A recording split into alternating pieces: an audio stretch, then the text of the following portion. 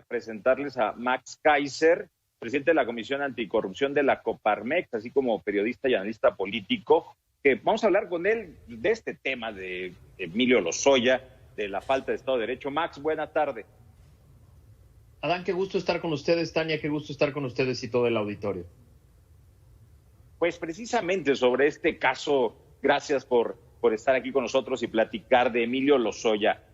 ¿Por dónde empezar en este asunto? Lo tenían preso en España y acá llegó y su situación es otra, que en el imaginario colectivo o en la percepción ya se ve un entramado que poco tiene que ver con la justicia, man. Pues mira, lo dices muy bien, ningún caso de corrupción, de combate a la corrupción en el mundo que haya sido exitoso en desarticular una red y encontrar todas las pistas, todos los elementos, juzgar a todas las personas y sentenciar a todos con sentencias firmes que duren mucho tiempo, ha iniciado de la cabeza hacia abajo. Todos los grandes casos de corrupción en el mundo, todos los grandes procesos para desarticular grandes redes empiezan al revés. Empiezan construyendo el caso desde la base, desde los cómplices, armando pruebas, construyendo poco a poco el caso para que al final se llegue a las cabezas y las cabezas simplemente caigan solas porque se hizo el trabajo.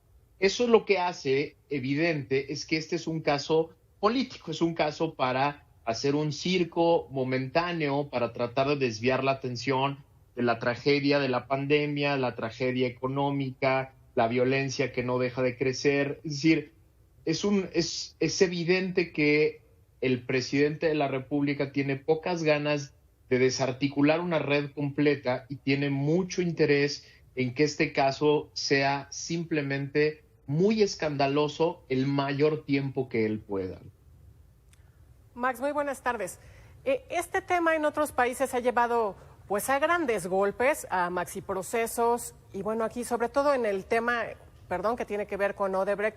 Aquí en México había la posibilidad, la oportunidad de sentar un precedente pues en esta lucha contra la corrupción que además ha sido bandera de esta actual administración federal. Sin embargo, pues este camino que hemos visto que ha llevado este caso, pues nos lleva hacia este tema o ¿cómo lo ves? Mira, el caso Odebrecht llevaba muchos años siendo investigado en Brasil y fue con la entrada del Departamento de Justicia norteamericano, la incorporación de nuevas técnicas de investigación, la generación de nuevas formas de operación con personas que estuvieran directamente involucradas, como poco a poco se fue armando el gran caso y se fue construyendo, reconstruyendo esto que era un esquema de corrupción muy bien trabajado desde la empresa, que tenía todo un área completa para hacer apuestas políticas, escoger candidatos, escoger a figuras políticas, invertir dinero en ellos para después recuperarlo a través de las contrataciones públicas. En los lugares donde ha procedido el caso, donde ha generado sanciones concretas, lo que se ha hecho es la investigación completa desde abajo. En México llevamos años esperando a que la Fiscalía haga el trabajo completo de investigación y de pronto el caso truena porque se hace un pacto político con uno de los involucrados más importantes para que él cuente una historia que, digamos, tiene el derecho a contar la historia que él quiera, pero eso no es el caso. Es decir, lo que los mexicanos tenemos que empezar a aprender a distinguir es lo que puede decir un testigo, quizá un testigo protegido que a lo mejor tiene ganas de que el caso explote de manera completa, pero hay que empezar a distinguir de los dichos, de lo que se puede armar en un procedimiento y se tiene después que probar con elementos de prueba física que nos lleven a la convicción de las transferencias de recursos, de la incorporación en los patrimonios de diversas personas, de que esos recursos eran para conseguir un fin específico, etcétera. Lo que hoy tenemos es simplemente un videoescándalo, o varios ya, videoescándalos en donde vemos solo una parte de una película muy grande, muy compleja, que debemos procesar a través de las instituciones adecuadas. Max, ahí en la Coparmex han sido, pues han hecho mucho trabajo respecto a los costos de la corrupción en el pasado. ¿Están trabajando ya si estos indicadores han bajado tanto en la iniciativa privada como en los entes del gobierno?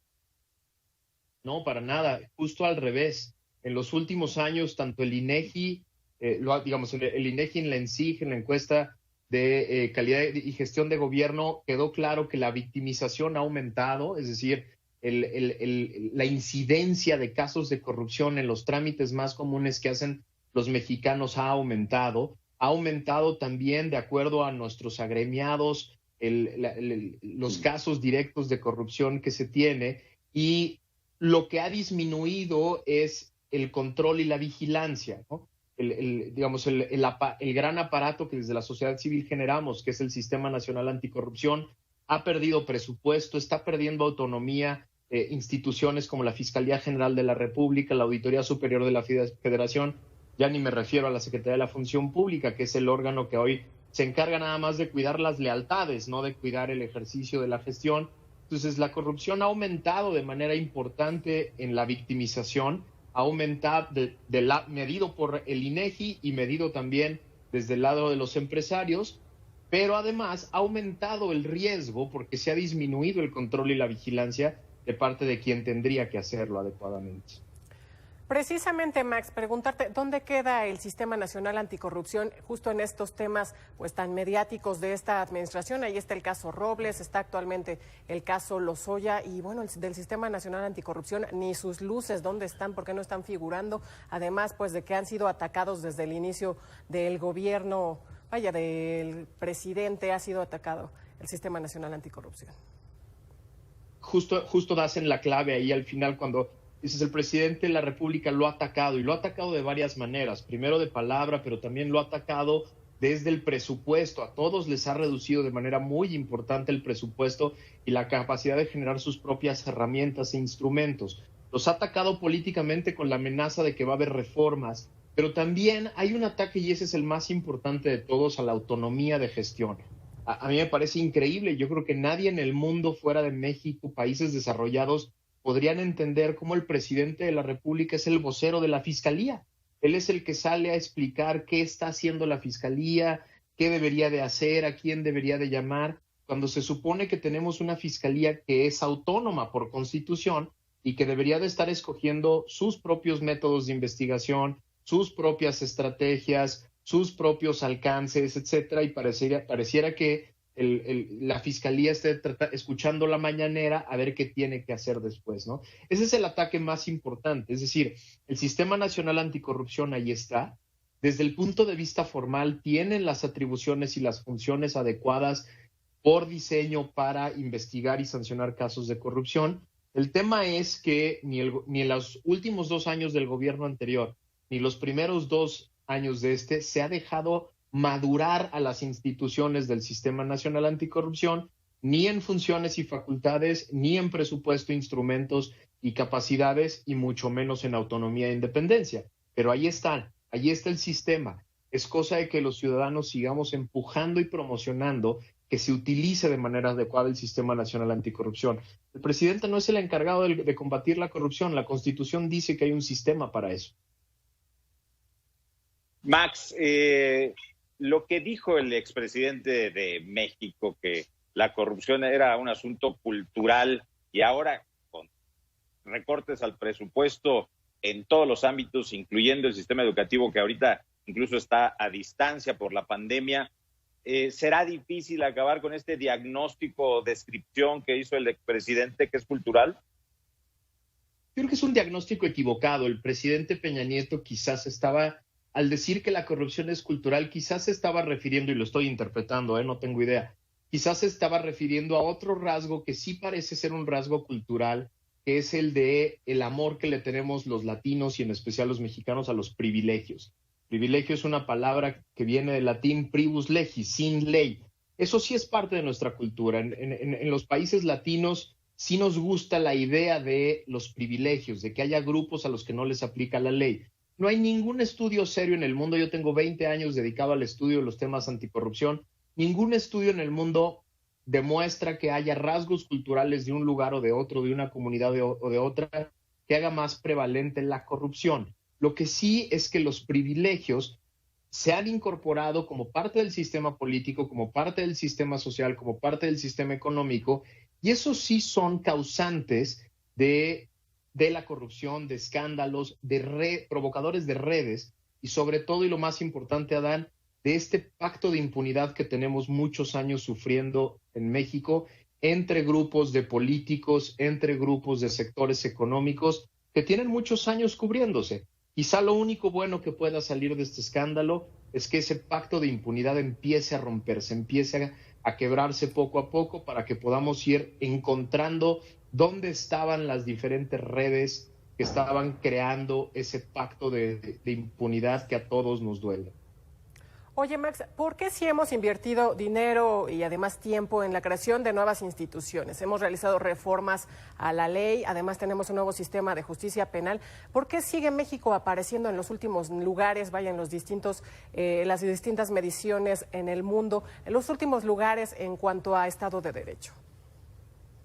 Porque no los usamos, Tania, porque no los usamos adecuadamente, porque el aparato político no ha dejado que maduren. Al presidente actual no le gustan las instituciones autónomas, no le gustan los órganos a los que no controla políticamente y a los que no dirige políticamente.